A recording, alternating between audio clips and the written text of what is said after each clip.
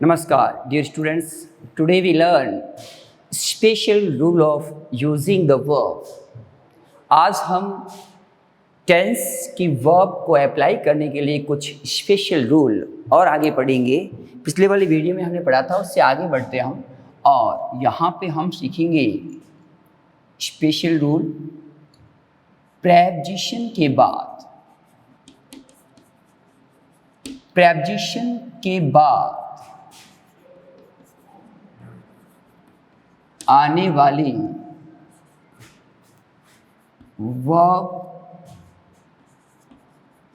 हमेशा जेरेंडियल फॉर्म में होगी और जेरेंडियल फॉर्म को मैं यहाँ पे VING से व्यक्त करूँगा। वर्ब की फोर्थ फॉर्म भी कह सकते हैं अपन, verb with ING। Verb with ING करेंगे। हमेशा वर्ब विथ ING का प्रयोग होता है। ध्यान दीजिएगा, यहाँ पे वर्ब विथ ING है, वर्ब की फोर्थ फॉर्म अपन कह सकते हैं। वर्ब की फोर्थ फॉर्म क्या है रूल? प्रेपोजिशन के बाद आने वाली वर्ब हमेशा जेरेंडियल फॉर्म में व्यक्त की जाएगी। फॉर एग्जाम्पल,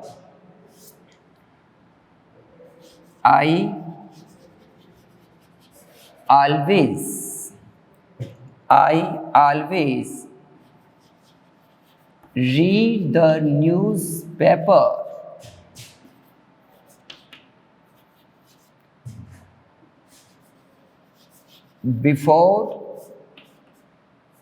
बिफोर के बाद या वर्ब फिलअप करनी है टेक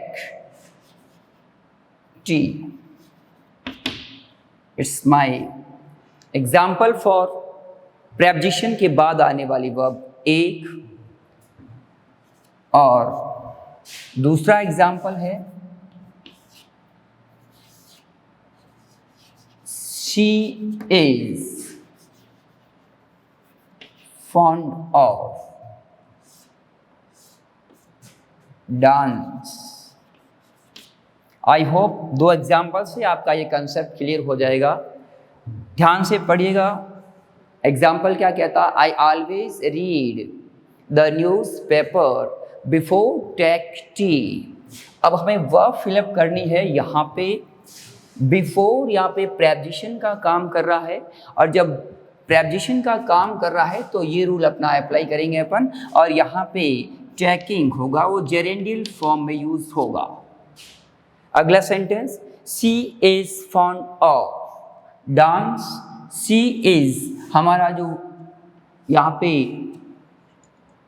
ऑफ है वो प्रेपोजिशन का काम कर रहा है। जब ऑफ प्रेपोजिशन का काम करता है तो वर्ब यहाँ पे ING फॉर्म में आएगा, डांसिंग होगा। समझ गए अच्छी तरह से डियर स्टूडेंट्स? प्रेपोजिशन के बाद हजारों सेंटेंस, सैकड़ों सेंटेंस या आपके सामने कहीं पर भी पूछे जाए और आपको वर्ब भरनी हो, आपको देखना है सेंटेंस को अच्छी तरह से आप रीड करिएगा। और वर्ब से पहले कोई प्रेपोजिशन यदि दिया हुआ है तो हमेशा वो वर्ब जो यूज़ होगी वो जेरेंडियल फॉर्म में होगी। इसी प्रकार से हमारा जो टॉपिक स्टार्टिंग में दिया हुआ है, ये देखिए यहाँ पे ऑफ एक प्रेपोजिशन है और यूज़ की वर्ब को हमने यहाँ पे जेरेंडियल फॉर्म में यूज़ किया है। Use of using the verb, using word यहाँ पे यूज हुआ है। उसी लिहाज से यहाँ पर भी हमने ये सीखा है। अगला रूल हम सीखते हैं। अगले रूल को पढ़ने के लिए अपन कंडीशनल सेंटेंस पढ़ेंगे, ये समझ गए होंगे आप। अब हम सीखेंगे स्पेशल रूल में कंडीशनल सेंटेंसेस। कंडीशनल सेंटेंसेस क्या होते हैं और किस प्रकार से उसमें वर्ब फिलअप की जाती है, इसका हम डिस्कस करेंगे, समझेंगे और सीखेंगे कि किस तरीके से इसमें वर्ब अप्लाई की जाती है। तो कंडीशनल सेंटेंस टाइप उसके 3 होते हैं। Conditional sentence, conditional sentences.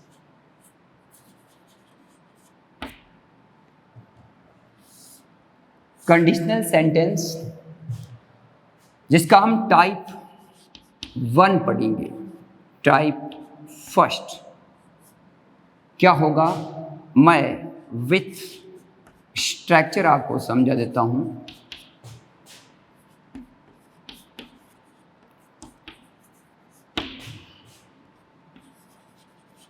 Subject plus will shall, bracket में मैं कैन और मे भी रख देता हूं,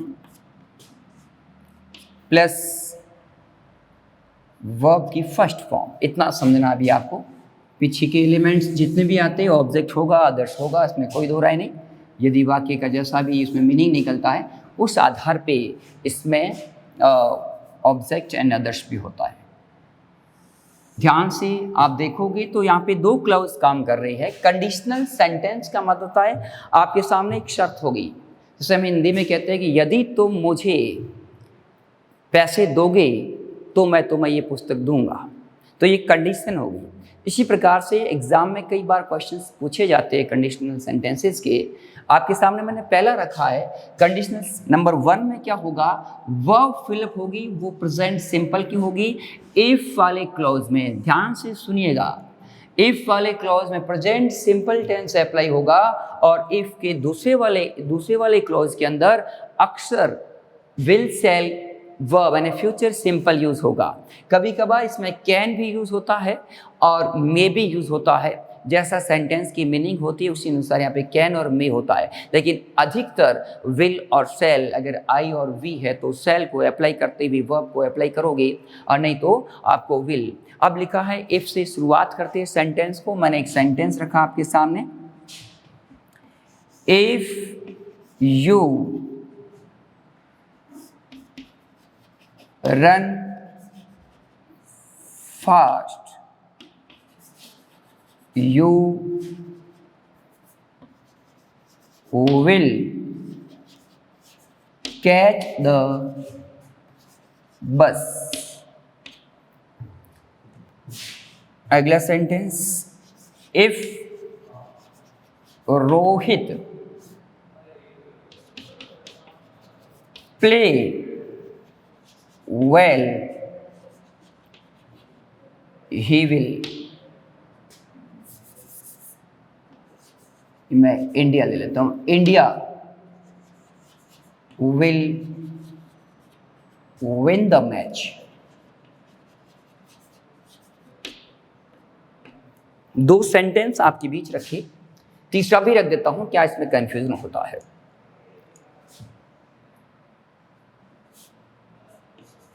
ही विल success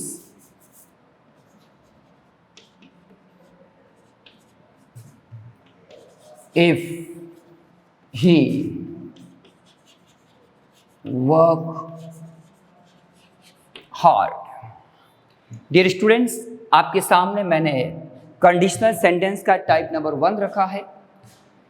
एग्जाम में क्वेश्चंस जो पूछे जाते हैं, चाहे वो सेकेंडरी लेवल की बात की जाए या फिर हायर लेवल की बात की जाए, higher level means competition exam में पूछा जाएगा तो ऑप्शन दिए होंगे और अन्यथा ब्रैकेट में वर्ब दी गई होती। अब आपके सामने एक सेंटेंस रखा है, इस स्ट्रक्चर को फॉलो करते हुए सेंटेंस लिखा गया है। हम सबको पता है कि इफ वाले क्लॉज में प्रेजेंट सिंपल आएगा। टाइप नंबर 1 की बात कर रहा हूँ अभी मैं, टाइप 2 में अलग होगा, टाइप 3 में अलग होगा। टाइप 1 में क्या होगा, आपको ये दोनों क्लॉज कभी भी ब्लैंक नहीं दिए जाएंगे क्योंकि तीनों प्रकार के सेंटेंसेस यहाँ समझे जाएंगे। इसलिए स्टूडेंट वापस कंफ्यूज होकर तीनों में से कोई भी यूज़ कर सकता है। इसलिए एक क्लॉज में आपको वर्ब भर के दे जाएंगी और दूसरी वाले वर्ब में आपको वर्ब भरने के लिए कहा जाएगा, तब आप पहचान करके पता करके इसमें वर्ब अप्लाई करोगे। तो टाइप नंबर 1 में क्या कहा गया कि सब्जेक्ट होगा प्रेजेंट सिंपल की वर्ब यूज़ करनी है। यदि इधर फ्यूचर सिंपल यूज़ हुआ है तो हमारा पहला सेंटेंस क्या है, if you run fast you will catch the bus.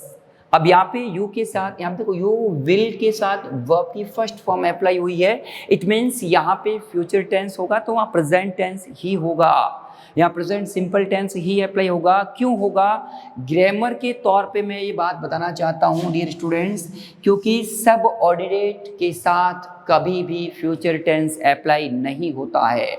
ये सब ऑर्डिनेट वर्ब है। इफ़ की जगह और भी बहुत सारे शब्द आते हैं, बहुत सारे। इट मीन्स मैं 3-4 आपके सामने रखूँगा as your standard 10th class के हिसाब से। लेकिन पहले इसको समझते हैं। तो वहाँ वर्ब क्या अप्लाई होगी, प्रेजेंट सिंपल की। प्रेजेंट सिंपल की अप्लाई होगी, इट मीन्स हमारा सब्जेक्ट देखना है, सब्जेक्ट हमारा यू है, इट मीन्स प्लूरल है, तो वर्ब की फर्स्ट फॉर्म का प्रयोग होगा रन। इसी तर्ज पे एक और सेंटेंस आपके समक्ष रखा मैंने, if Rohit play well India will win the match. यदि रोहित अच्छा खेलेगा तो इंडिया जीत जाएगा। हिंदी अर्थ करोगे तो दोनों फ्यूचर को शो करते हैं, फ्यूचर इनका अनुवाद होगा। लेकिन ग्रामर के रूल्स के मुताबिक सबऑर्डिनेट के साथ फ्यूचर हम अप्लाई नहीं कर सकते, इस हिसाब से हमें वहाँ पे प्रेजेंट सिंपल अप्लाई करना पड़ेगा। तो यहाँ पे सब्जेक्ट हमारा ध्यान देना है, ऐसी सेंटेंस है तो सब्जेक्ट का ध्यान रखना। प्रेजेंट सिंपल आपको पता तो है, बट देखना कि हमारा सब्जेक्ट कैसा है, अकॉर्डिंग टू सब्जेक्ट हमें वर्ब भी अप्लाई करनी पड़ेगी। तो यहाँ प्लेज होगा, क्या होगा, प्लेज होगा। समझ में आ गया है। इसी सेंटेंस में आप कैन भी यूज कर सकते हैं। यदि तुम तेज भागोगे तो बस को पकड़ सकते हो, इस लिहाज से यहाँ पे मैंने देखो कैन भी दिया है। कई बार ऐसा सेंटेंस आए तो आप ये नहीं कि अलग सेंटेंस नहीं, वही सेम मीनिंग और सेम वहाँ पे वर्ब अप्लाई होगी। अब एग्जाम में कई बार क्वेश्चन को बच्चों को कंफ्यूज करने के लिए क्वेश्चन इस प्रकार के रख देता है। इस प्रकार से क्या रखेगा, पीछे वाले क्लॉज को आगे कर देगा, यानी he will success, he will succeed. यहाँ सक्सेस नहीं होगा, सक्सेस नाउन है, सक्सीड अपन लिखेंगे, ये ध्यान देना। सक्सीड एक वर्ब है, सक्सेस नाउन का काम करेगा। अगर सक्सेस रखते तो यहाँ पे बी लगाना पड़ता, यदि हम सक्सेस रखते तो यहाँ पे बी रखते, ही विल बी सक्सेस, तो वो सक्सेस नाउन का काम, बट हमें वर्ब के रूप में पेश करना है तो सक्सीड रखेंगे, ही विल सक्सीड। अब हमें पता है कि यहाँ पे आपको ये ध्यान देना है कि कहाँ वर्ब अप्लाई करनी है। वर्ब इफ वाले क्लॉज में करनी है तो कोई दिक्कत नहीं है, सेंटेंस भले आगे पीछे किया है, सीक्वेंस इसको आगे पीछे किया तो रूल वही रहेगा, रूल वही का वही रहेगा। तो यहाँ पे रूल अप्लाई वही होगा प्रेजेंट का, तो प्रेजेंट का होगा देन वी यूज वर्क्स। क्या यूज करोगे, वर्क्स, ये ध्यान देना। अब इसी सेंटेंस को हमने यहाँ पे क्लियर किया, ही विल सक्सीड।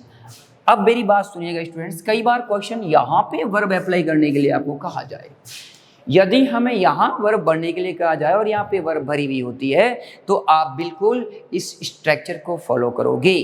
तो यहाँ पे विल, शैल या अकॉर्डिंग टू सब्जेक्ट, और उसके बाद वो आपकी फर्स्ट फॉर्म अप्लाई करोगे। ये तो था टाइप नंबर 1। अब सेंटेंस इफ के सिवाय और कौन से शब्द से जुड़ के बनाता है वो मैं आपके सामने रख रहा हूं। इफ की जगह कई बार अनलेस, अनटिल का प्रयोग होता है, इवन इफ का प्रयोग होता है, बट का प्रयोग होता है, एज का प्रयोग होता है। इतना गहराई में अगर आपको सीखना है तो यहाँ इफ की जगह कौन से शब्द यूज होते हैं वो मैं यहाँ पे लिखूंगा, नीचे अपन एग्जाम्पल रखेंगे। इफ की जगह कई बार अनलेस भी आता है, अनटिल भी आता है, अनलेस, अनटिल और बट भी आता है, ये ध्यान रखना आपको। इवन इफ भी आता है, इवन इफ, ध्यान से समझोगे, मैंने छोटे शब्दों में लिखा है even if, unless, until, but, ये शब्द कभी कभार इफ की जगह आते हैं तो रूल वही का वही रहेगा, इस बात का ध्यान दोगे। कैसे, इस सेंटेंस को मैं अनलेस की तर्ज पे लिखता हूं,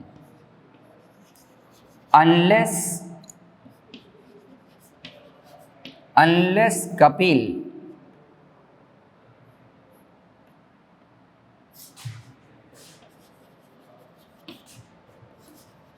come here, I shall not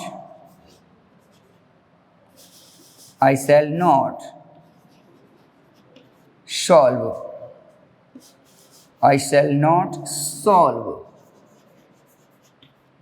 his problem.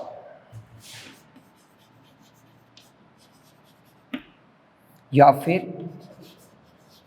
unless you work hard, you pass। एक और एग्जाम्पल लगता हूं मैं सेम का सेम, unless John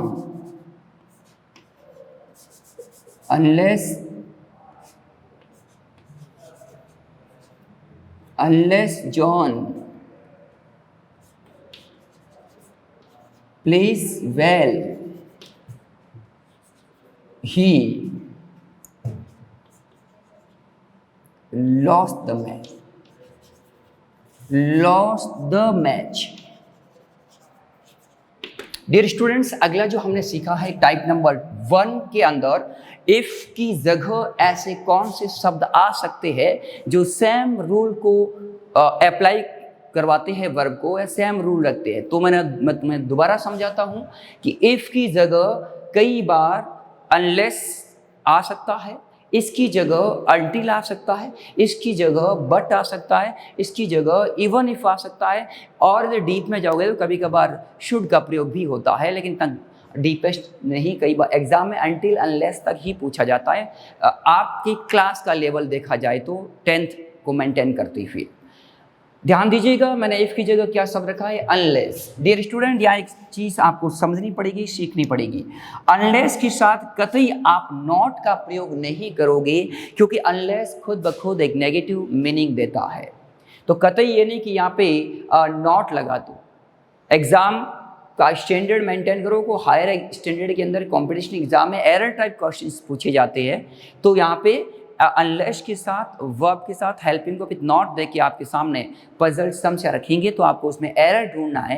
तो कई बार अनलेस के साथ नॉट लगा के दिया जाता है, वो आप आगे वो गलत होता है। तो अनलेस के साथ नॉट नहीं लगाना, यहाँ तो आपको सीधी वर्ब अप्लाई करनी है, वो बात तो ध्यान में रखनी है। इसने क्या कहा है कि यदि कपिल यहाँ नहीं आएगा, हेयर कम हेयर, यहाँ नहीं आएगा, I shall not solve his problem, तो मैं उसकी समस्या का समाधान नहीं कर पाऊंगा।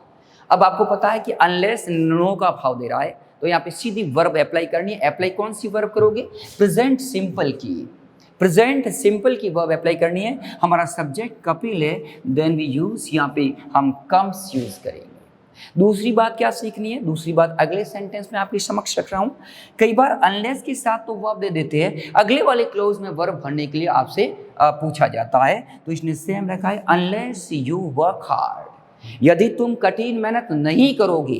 क्या कह रहा है कि यदि तुम कठिन मेहनत नहीं करोगे तो तुम पास हो जाओगे। अगर आप यहाँ पे विल पास लिखोगे तो मीनिंग गलत हो जाएगी। तो यदि यहाँ का रिजल्ट पॉजिटिव होता है तो आपको नेगेटिव रखने की, नॉट लगाने की ज़रूरत नहीं है, और यहाँ का रिजल्ट यदि नेगेटिव आता है तब आपको नॉट लगाना। दोनों सेंटेंस मैंने आपके सामने रखे हैं, आपका कंसेप्ट क्लियर करवा रहा हूँ ताकि यहाँ पे कभी भी कंफ्यूजन नहीं रहेगा कि यदि तुम कठिन मेहनत नहीं करोगे, तो यहाँ अगर मैंने लिखा होता फेल तो नॉट लगाना नहीं था कि फेल हो जाओगे, सीधी सी बात है, हमारा रिजल्ट नेगेटिव हो रहा है, नॉट लगाने की ज़रूरत नहीं है। लेकिन इसमें वर्ब दिए पास, है ना, सकारात्मक है, पास नहीं होंगे तो नॉट लगाना पड़ेगा। तो यहाँ पे क्या यूज करोगे, यू विल नॉट पास। इस बात का ध्यान रखोगे dear students.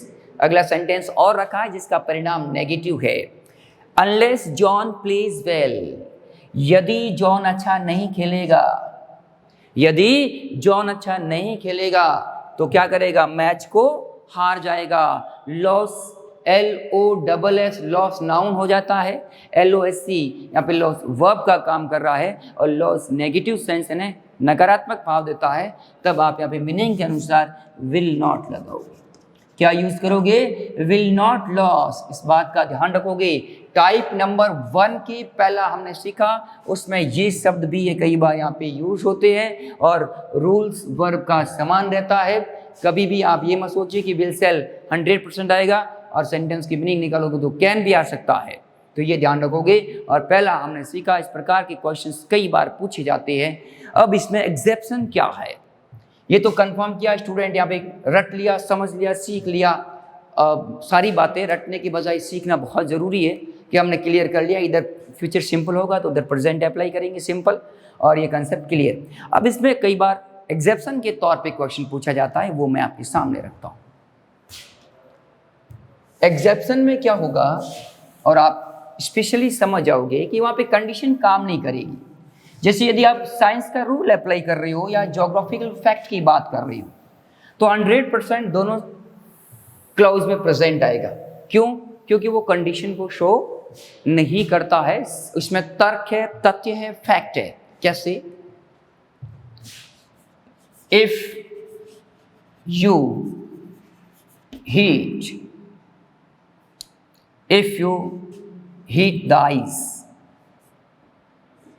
the ice, it change into water.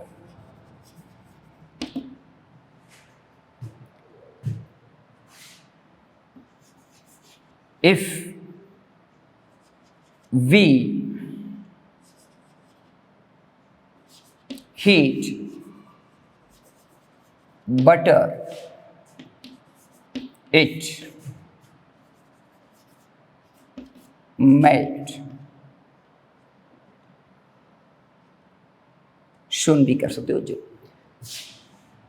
क्या रखी बात, एफ से स्टार्ट हुआ है, एफ से बिगन यही भी हुआ है, और ये रूल यदि आपने रट रखा है और यहाँ पे यदि आप विल चेंज करोगे तो ये क्वेश्चन गलत होगा ग्रामर के तौर पे। क्यों?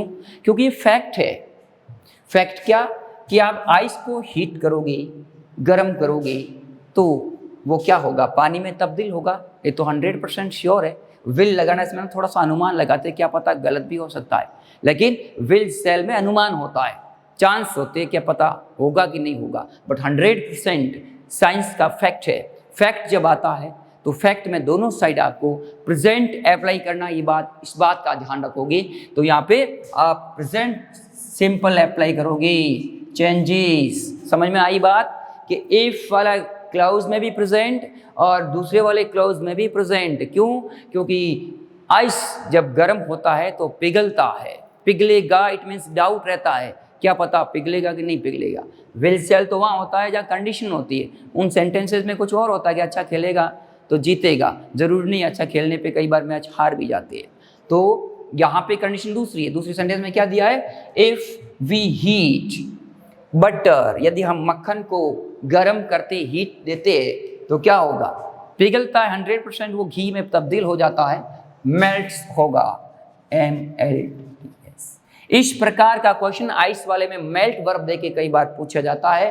तो डियर स्टूडेंट्स, आपके समक्ष मैंने conditional sentence number 1, type number 1 को आपके सामने एक्सप्लेन किया, समझाया, एग्जाम के पॉइंट ऑफ व्यू से क्वेश्चन किस प्रकार से पूछा जाता है और इसमें एग्जेप्शन क्या होता है। मैंने 2 एग्जाम्पल के माध्यम से दिया है। मैंने कहा साइंस का फैक्ट है या अन्य और भी फैक्ट होते हैं, जियो का फैक्ट भी होता है। जैसे कहे कि भारत के उत्तर में यदि आप जाओगे तो आपको हिमालय पर्वत दिखाई देगा, 100% दिखाई देगा। अगर हम नॉर्थ की तरफ जाएंगे तो वहाँ हिमालय स्थित है, इट मीन्स दोनों में प्रेजेंट होगा।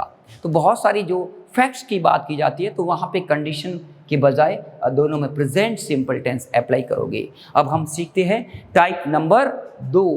टाइप नंबर 2 को सीखेंगे। इस बात का आप ध्यान रखना, ये इफ की जगह ये भी शब्द आते हैं। टाइप नंबर 2 आपके समक्ष मैं रख रहा हूँ, कंडीशनल सेंटेंस। हम लर्न कर रहे हैं special rule of using the verb. Type 2 क्या है, वही बात, इफ होगा, सब्जेक्ट होगा, लेकिन यहाँ पे कुछ चेंजेस होगा, V2 होगा और ऑब्जेक्ट होगा एंड अदर। एलिमेंट्स की बात की गई है कई बार, मैं समझाऊंगा आपको यहाँ पे अदर्स। और उसके बाद दूसरे वाले क्लोज में वुड प्लस वर्ब की first form.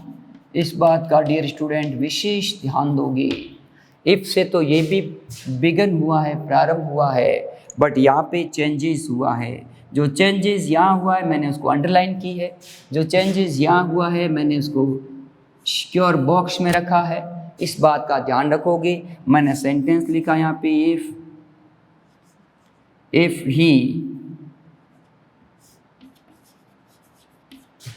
call me, I would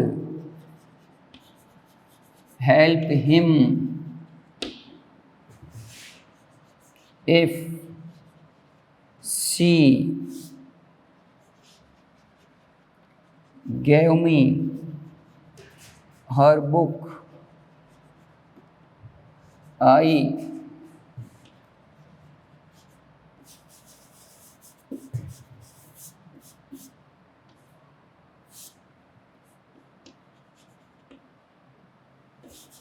read ले लो, I read it. ध्यान दीजिएगा, टाइप नंबर 2 क्या सेंटेंस है? टाइप नंबर 2 में ये स्ट्रक्चर फॉलो करोगे। इधर क्लाउज में वुड प्लस वर्ब की फर्स्ट फॉर्म आई है और उधर V2 का प्रयोग करना है।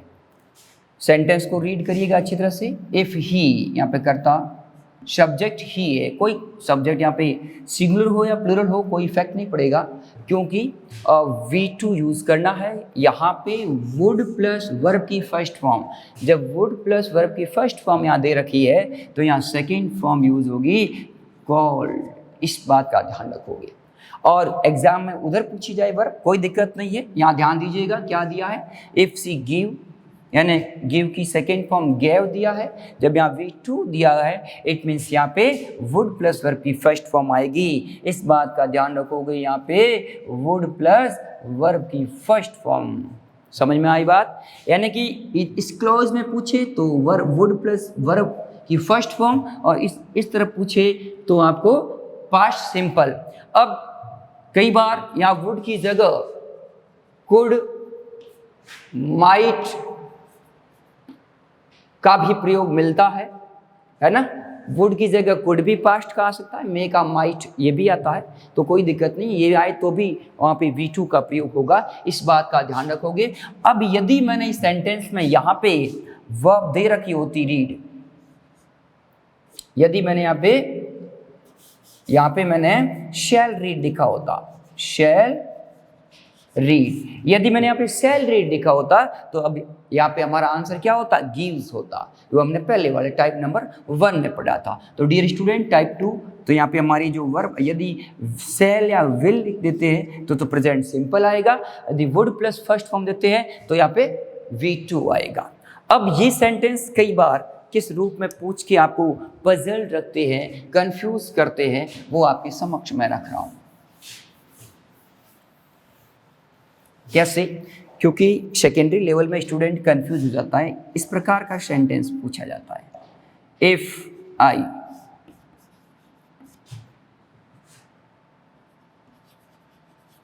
Doctor, I would help the poor. ध्यान दीजिएगा, ये सेंटेंस इस प्रकार से पूछा जाए तो भी घबराने की जरूरत नहीं है। My friend, he would help me। दोनों सेंटेंस आपके सामने हैं, लेकिन वर्ब जो पूछी गई है वो बी पूछी गई है। ध्यान दीजिएगा, सेंटेंस में वुड प्लस वर्ब की फर्स्ट फॉर्म बिल्कुल आपने पता कर लिया, यहाँ पे V2 आना चाहिए। अब यहाँ पे स्टूडेंट कहता है कि मैं वॉज लगाऊं कि वर लगाऊं, मैंने यहाँ पे यू लिखा और यहाँ पे भी यू लिखा, थोड़ा सा चेंज करते हैं। इस कंडीशन में if I a doctor I would help the poor, ऐसा सेंटेंस आपके समक्ष रखा जाता है, एग्जाम में पूछा जाता है। तो डियर स्टूडेंट्स कंफ्यूज होने की जरूरत नहीं है। V2 एंड बी की सेकेंड फॉर्म, बी की सेकेंड फॉर्म तो दोनों होती है। यदि आप प्लूरल सब्जेक्ट होता तो क्या हम यूज़ करते, और सिंगुलर जो सब्जेक्ट है तो हम क्या यूज़ करते। तो इस कंडीशन में डियर स्टूडेंट ध्यान रखना, चाहे ही हो, चाहे आई हो, चाहे यू हो, चाहे सिंगुलर हो या प्लूरल हो, इमेजनरी काल्पनिक सेंटेंसेस में तमाम सब्जेक्ट्स काल्पनिक सेंटेंसेस में चाहे वो सब्जेक्ट सिंगुलर हो या प्लूरल हो, सभी के साथ वर का प्रयोग किया जाएगा यदि यहाँ पे बी फॉर्म पूछी जाए।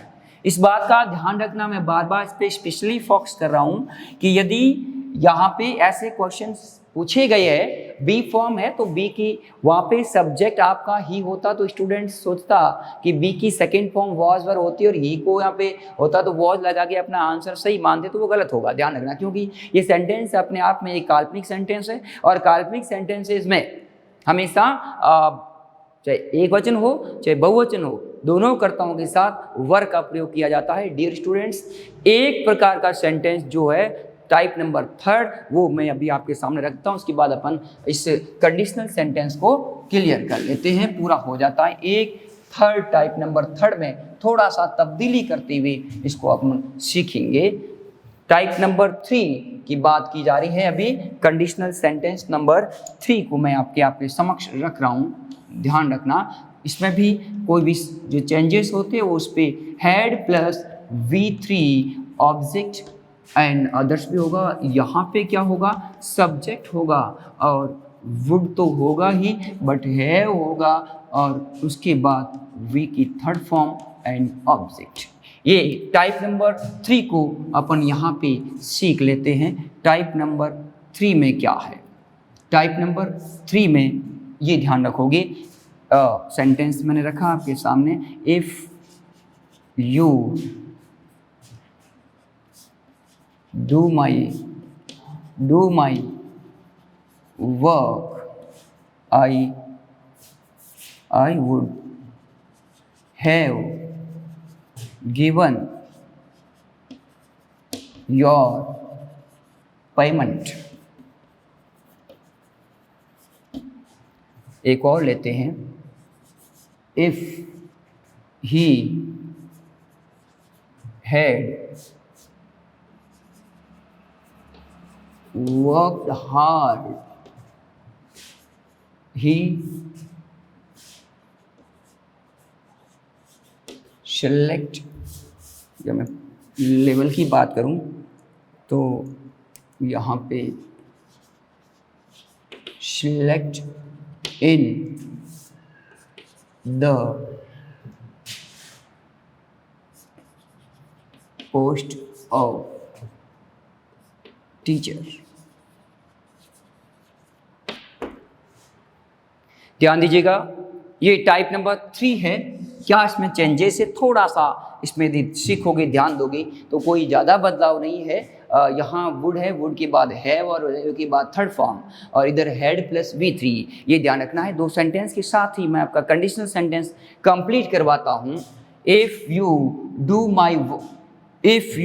do my work I would have given your payment। यहाँ उधर आपको वर्ब फिलअप करने के लिए पूछा है और इधर क्या दिया है, would have plus third form दे रखी है given, थर्ड फॉर्म दे रखी है, would have थर्ड फॉर्म दिए तो यहाँ had थर्ड फॉर्म होगी, तो यहाँ पे had और done होगा। और यदि इधर पूछिए वर्ब में दिया गया है had worked hard तो आपको यहाँ पे क्या करना है, would